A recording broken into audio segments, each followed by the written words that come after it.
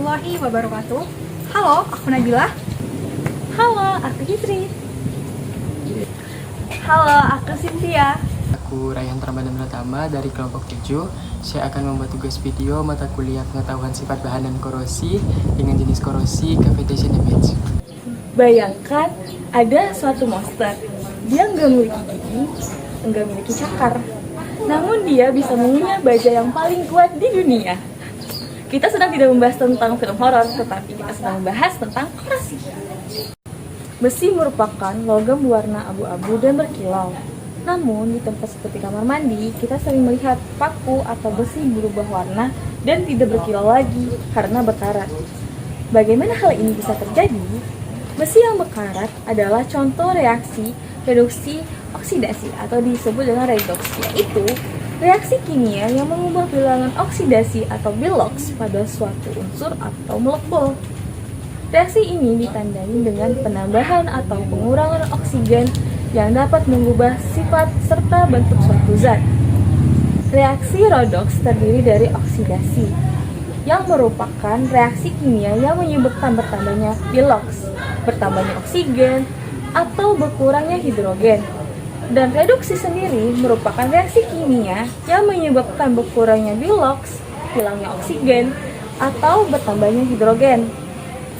Secara mekanis, proses korosi pada besi ini terjadi melalui pembentukan sel elektrokimia alami di permukaan logam. Bagian besi yang bersentuhan dengan sedikit air atau udara lembab akan bertindak sebagai anoda, tempat di mana besi mengalami oksidasi dan melepaskan elektron melalui ion besi. Elektron yang terlepas tersebut kemudian mengalir melalui tubuh logam menuju area lain yang bertindak sebagai katoda.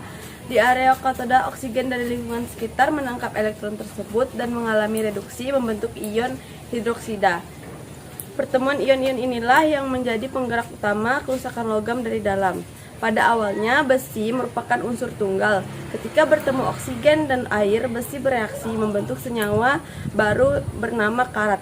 Di dalam karat, unsur oksigen bergabung dengan besi yang membentuk rumus kimia Fe2O3 yang berwarna merah kecoklatan. Kesimpulannya, besi berubah menjadi karat saat mengalami reaksi redoks ketika bertemu dengan oksigen dan air. Pernahkah kalian membayangkan bagaimana sebuah gelembung uap yang sangat kecil bisa menghancurkan komponen baja padat berkekuatan tinggi pada pompa industri? Dan bagaimana kavitasi ini bisa merusak logam? Mari kita lihat kembali mekanismenya secara mikroskopis. Proses ini bukan sekedar gelembung yang pecah biasa, melainkan sebuah peristiwa fisika yang sangat masif.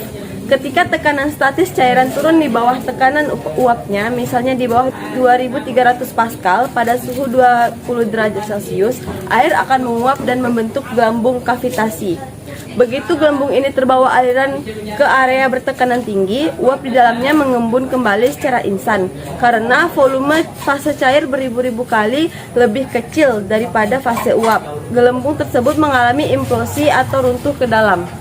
Perhatikan baik-baik, pada permukaan gelembung akan runtuh dari titik terlemahnya, lalu membentuk mikrojet, yaitu sebuah semprotan air mikro berkecepatan ekstrim yang menusuk dinding gelembung hingga membentuk struktur torus atau cincin. Hantaman mikrojet yang terkonsentrasi di satu titik super kecil ini melepaskan energi yang sangat besar dalam waktu sepertian milidetik. Jika mikrojet ini menghantam permukaan logam seperti impeller pompa secara terus-menerus, ia akan menimbulkan tegangan mekanis berlebih secara lokal. Akibatnya, muncul retak mikro dan perlahan-lahan material logam akan pecah lalu rontok. Fenomena degradasi material secara mekanis inilah yang memicu terjadinya erosi kavitasi. Akibatnya, muncul retak mikro dan perlahan-lahan material logam akan pecah lalu rontok. Fenomena degradasi material secara mekanis inilah yang memicu terjadinya erosi kavitasi, yang seringkali diperparah oleh proses korosi kimiawi karena lapisan pelindung logamnya terkikis habis. Lantas, bagaimana dampak visual kerusakan ini di dunia nyata? Berdasarkan data dari pabrikan pompa Swiss, Hani, kita bisa membagi kerusakan fisik komponen impeller berdasarkan masa operasinya akibat kavitasi. Pada 6 bulan pertama, erosi material mulai terlihat mengelompok di area pusat roda impeller. Pada fase ini, bila kipas mungkin masih terlihat utuh, namun penurunan performa efisiensi pompa sudah mulai terjadi karena ruang aliran terganggu oleh gelembung uap. Setelah 1 tahun beroperasi dalam kondisi kavitasi, geometri kerusakan berubah secara drastis. Gelembung kavitasi yang runtuh mulai mengikis dan merontokkan material di sepanjang tepi atas bilah kipas. Hal ini mengubah pola aliran fluida di dalam pompa. Masuk ke tahun kedua, kerusakan mencapai puncaknya. Bilah kipas atau blade telah tererosi secara total dan habis tak tersisa. Pada titik ini, pompa kehilangan kemampuan mekanisnya sama sekali untuk mengalirkan air. Dari sini kita belajar bahwa kavitasi bukan hanya menurunkan debit aliran karena volume pipa tersisa oleh uap, tapi juga merupakan musuh utama bagi struktur mekanis sistem hidrolik. Oleh karena itu, merancang sistem perpipaan dan pompa yang bebas kavitasi adalah keharusan mutlak dalam teknik lingkungan dan energi terbarukan. Nah, sekarang pertanyaannya, faktor lingkungan apa aja sih yang mempengaruhi monster ini semakin ganas, dan bagaimana cara kita mengendalikan serta mencegahnya? Sebelum kita melawannya, kita harus tahu dulu apa aja yang bikin korosi ini makin cepat terjadi. Di lingkungan sekitar kita, ada 3 faktor utama, yaitu yang pertama ada air dan kelembapan udara. Ini adalah media utama tempat elektron mengalir. Semakin lembab suatu tempat, semakin cepat besi berkarat. Yang kedua ada derajat keasaman atau pH, di mana lingkungan yang asam yang memiliki pH rendah memiliki jumlah ion atau H+ yang melimpah. Ion ini bertindak sebagai penangkap elektron yang sangat rakus di area katoda, sehingga mempercepat laju korosi.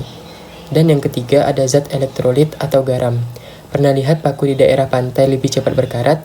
Itu karena garam adalah elektrolit kuat yang mempermudah transfer elektron di permukaan logam. Pencegahan korosi sekaligus penutup. Kabar baiknya, kita punya taktik jitu untuk menjinakkan monster korosi ini melalui 2 prinsip utama, yaitu prinsip penghalang dan prinsip pengorbanan. Prinsip pertama adalah prinsip penghalang.